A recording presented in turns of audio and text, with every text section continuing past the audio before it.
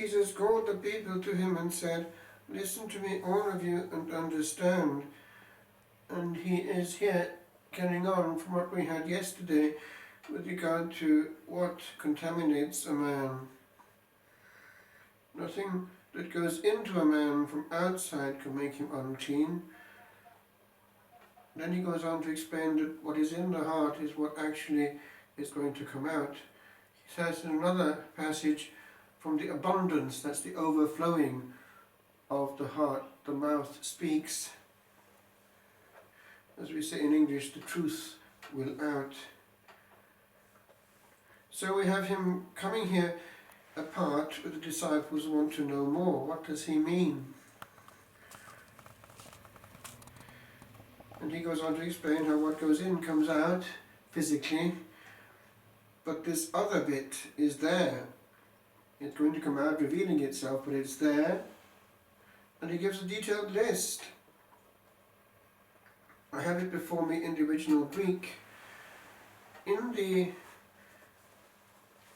translation of the Jerusalem Bible, it gives them in singular, whereas actually in the Greek, most of them are in the plural.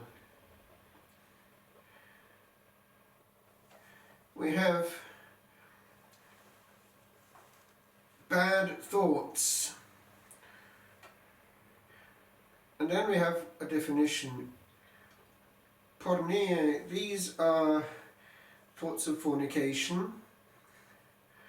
And how many of those are around nowadays with people looking at impure things, not only on walls but also on screens, when no one else is looking what they're up to.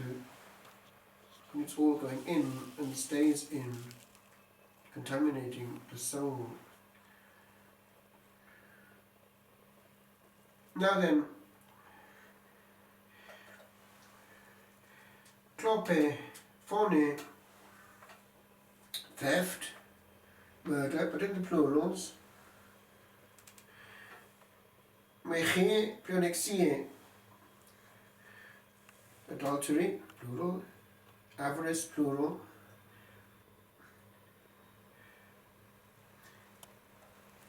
Now, what comes next?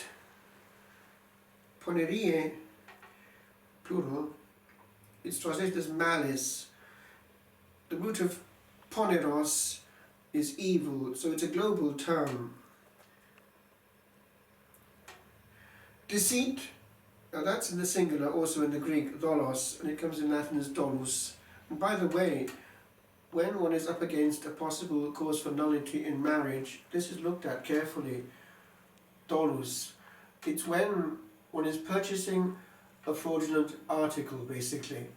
The person has concealed something, and indeed concealed his or her own self, so as to obtain consent to something which is actually not the real article.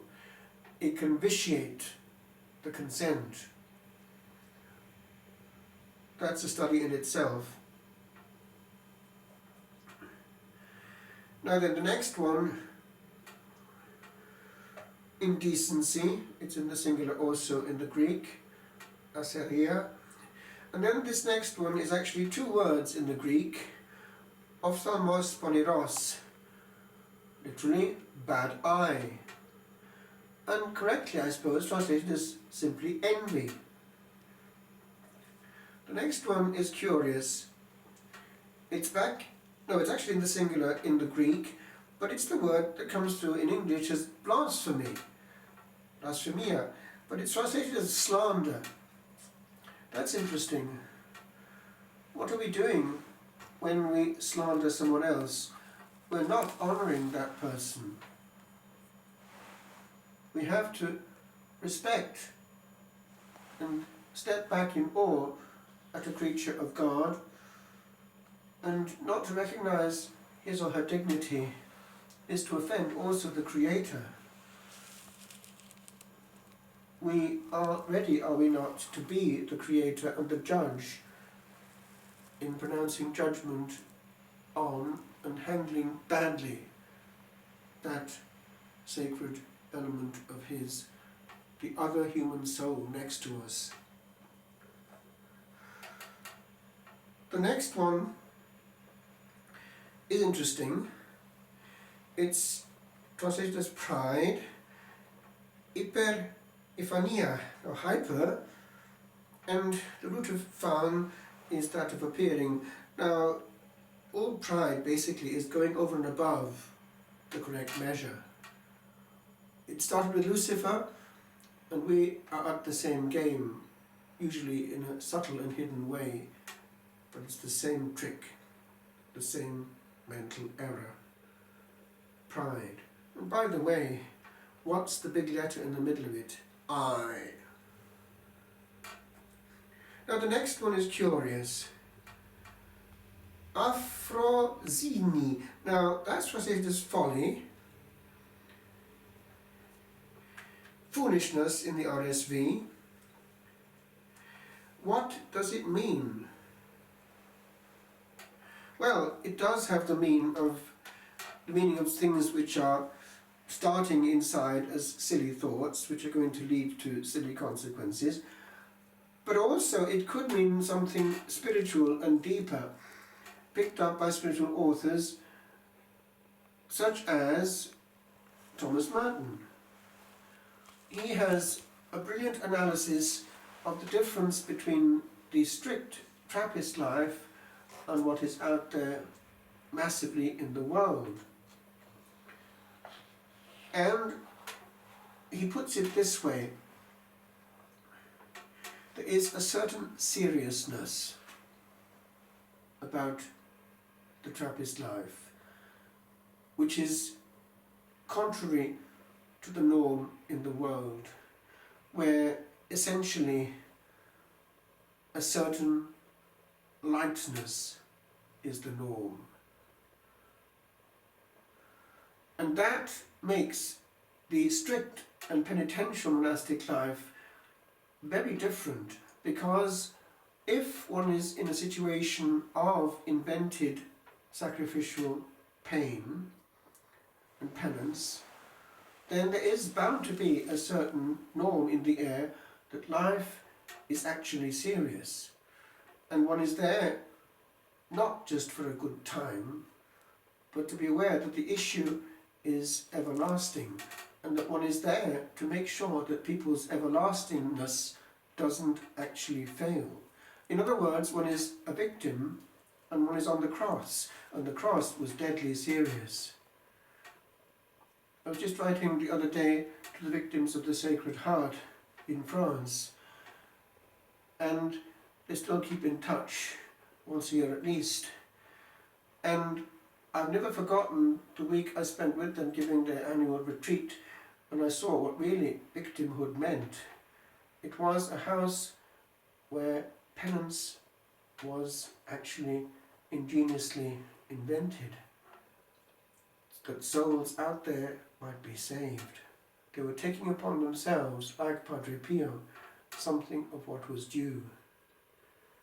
And we know that victim souls actually do hold up the world.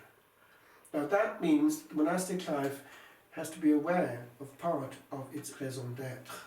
And if it becomes too much like the other, the world, in its lightness, then it can be asked, is there enough difference to be convincing? All these evil things come from within and make a man unclean.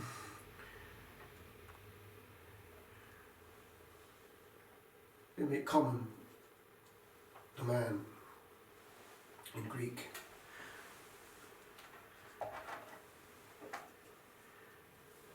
I mention this in the context of the feast of this day, which is St. Scholastica. Just the other day, an Irish girl I know took her habit with the Benedictine nuns of Perpetual Elevation that I know very well in Holland. There's a little contingent of Irish lassies there now. And it is good to see that where the Lord is honoured, He sends good vocations. There were two being clothed that day, actually, one from another country. And there is a seriousness in the air. Adoration non-stop, And actually, every morning, I remember I would go from the altar to the sacristy and plonk.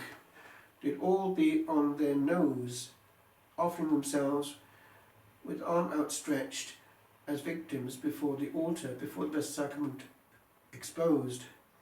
That is the game correctly understood. I remember hearing from another nun in another country how in her Benedictine monastery there was an atmosphere in the air where one was told we are in fraternity, and that therefore the mode for doing manual work was to happily talk. It's to miss completely the point. I gave those nuns actually some years ago, once in Holland, a conference which is still on YouTube on silence, indicating the profound difference between doing one's monastic work and all one's day in a sealed mode and doing it in a leaking mode. If the mouth is closed, one talks to the bridegroom. If it's open, one doesn't. It's just not possible. And old Nick loves to make it just not possible. So, given our state, we need to be aware of our limitedness. We can't talk to two people at the same time. We need therefore times, big times, when it's only between four eyes. La festa di Santa Scolastica ci colloca nell'ambiente della vita religiosa, specificamente benedettina e dunque anche cisterziense e trappistina. Anni fa, anche più di una volta in passato, ho pregato a lungo alla tomba di Santa Scolastica che è accanto a San Benedetto sul Monte Cassino, perché non fu del tutto distrutto durante il bombardamento della guerra, essendo in una cripta sottoterra, è antichissimo, e uno sentiva lì la forza dei secoli. In questo giorno, il 10 di febbraio, essendo studente a Roma, non ancora ordinato, con un amico mio inglese, un oratoriano, sono andato al monastero di Santa Scolastica e alla Santa Grotta di San Benedetto a Subiaco, perché lui ha cominciato come eremita a Subiaco, che vuol dire sotto il lago, sub lacum, e lì, soprattutto nella Santa Grotta, dove era nascosto per 3 anni, ho sentito il silenzio dei secoli e la forza della contemplazione pura, perché in questo ha condiviso l'esperienza orientale che ha ben filtrato per noi. Tutto comincia nell'eremo. Era così nascosto che nessuno sapeva dove era. Era un monaco San Romano che dava ogni giorno il suo pane quotidiano su una corda. E sulla corda c'era una campanella. Il demonio ha voluto far morire questo santo monaco di fame con un colpo alla campanella che l'ha rotta. Il giorno di Pasqua qualcuno ha saputo miracolosamente, se mi ricordo bene, che c'era un monaco in difficoltà di fame e l'hanno scoperto lì e non sapeva neanche che fosse il giorno di Pasqua. Dunque era isolamento totale dal mondo. Ma da questo è uscito tutto il movimento benedettino.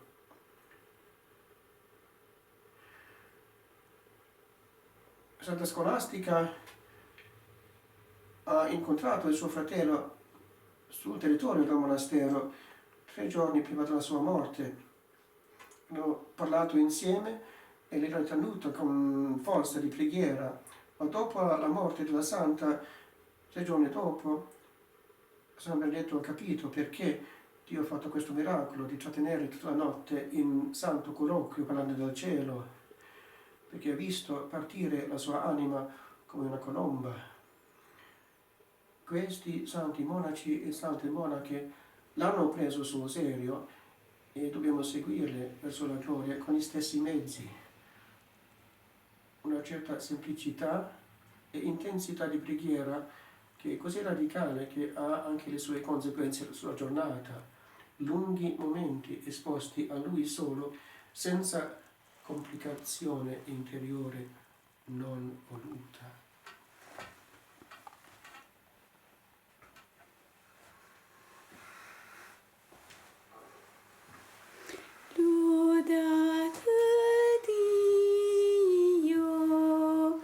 Schiere beate del cielo,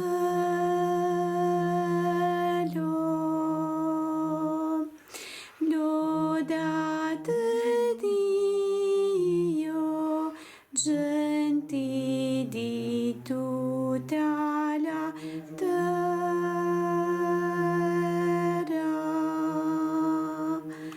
Cantate a Lui, che l'universo creò. Somma sapienza e splendore.